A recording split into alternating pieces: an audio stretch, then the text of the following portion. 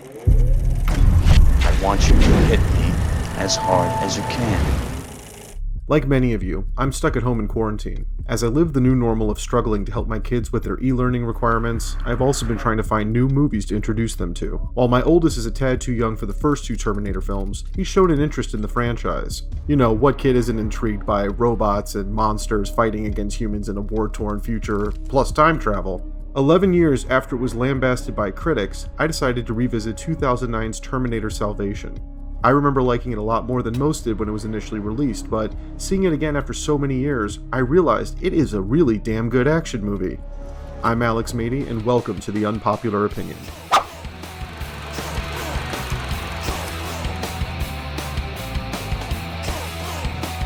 Terminator Salvation was the first PG-13 film in the franchise started by James Cameron.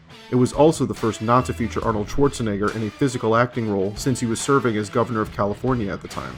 Helmed by Charlie's Angels director McG, Salvation is a direct sequel to Terminator 3 and the first fully set in the post-Judgment Day dystopian future. It was also meant to usher in a new franchise era for James Cameron's iconic creation, but instead failed to ignite enough momentum and was followed by two attempts to reboot the series in Genesis and the excellent Dark Fate, both of which bombed at the box office. Here's a crash course for you all on Terminator Salvation. Set in 2018, the film follows John Connor, here played by Christian Bale. Taking over the role from Nick Stahl, Bale was originally envisioned to play Marcus Wright, the role eventually filled by Sam Worthington. Bale cannot remember why he wanted to play John Connor over Marcus, but after extensive rewrites, James Cameron recommended his Avatar star Worthington for the supporting role, and the rest is history. Salvation was intended to kick off a trilogy of Terminator movies, but when producer the Halcyon Company went bankrupt, those plans were nixed. In development for a decade, Terminator Salvation was the film that finally shed light on the war between humanity and Skynet, something seen fleetingly in the first three movies. While director McG was initially hesitant to board the production, the shift from a time travel-centric story to a war-centric story enticed him. McG also shied away from as much CGI as possible, with a large amount of practical effects employed to make the movie seem more tangible than its predecessors. With Industrial Light and Magic and the late Stan Winston aboard, Salvation visualized a lot of machines like the T-600 that had only been mentioned but never seen on screen. Gone was the liquid metal T-1000, and instead, we get a gritty and action-packed epic along the lines of Cameron's own Aliens. With a budget of $200 million, Salvation's worldwide gross of $371 million pretty much spelled doom. Critics railed against the film as a robotic and leaden movie with no heart that paled compared to the original trilogy.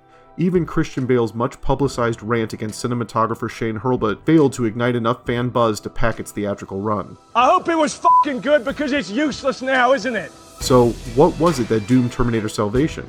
Was it the lack of a central villain, or the miscasting of Bale as the messianic John Connor?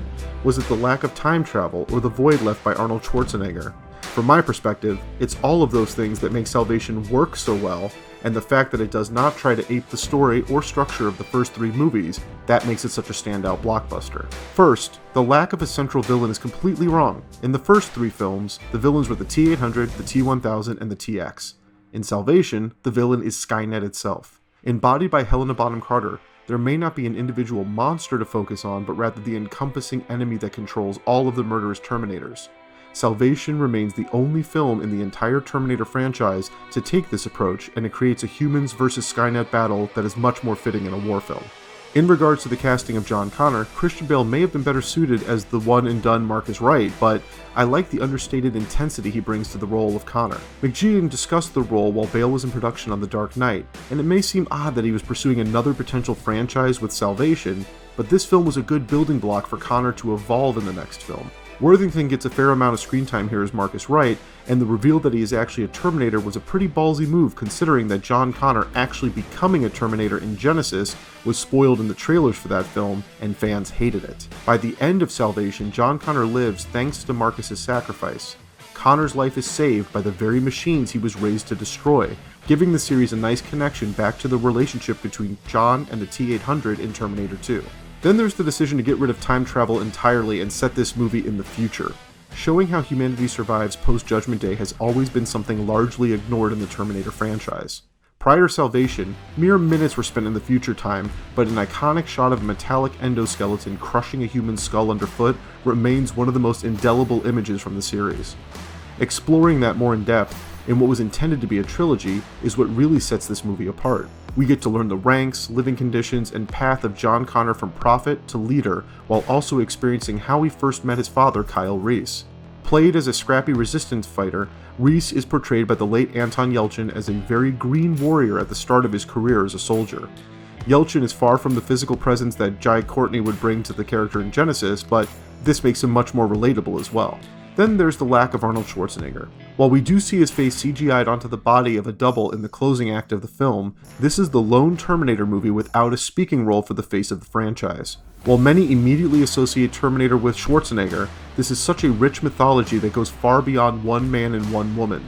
Yes, the adversarial relationship of Sarah and John Connor versus the Terminators sent to kill and protect them is what the first 3 movies were all about. The Terminator narrative hinges on John becoming a warrior leader who fights to destroy Skynet.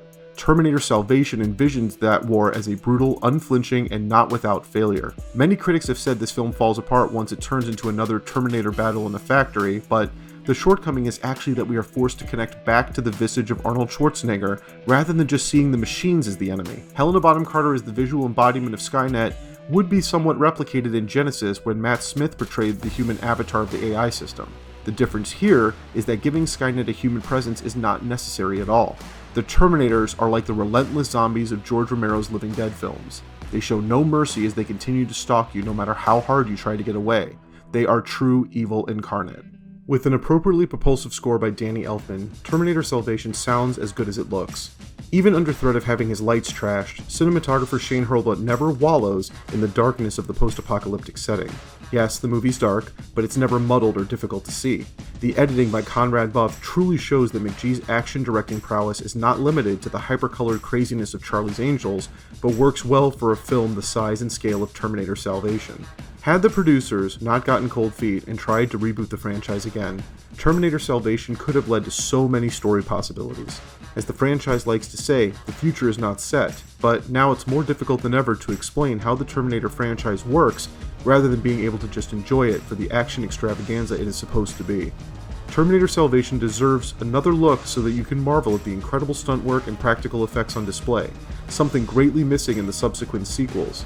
What is for sure is that in the annals of science fiction war movies, Terminator Salvation should rank near the top. But hey, that's just my unpopular opinion. Tell us yours in the comments below. I'm Alex Maidy with JoBlo.com.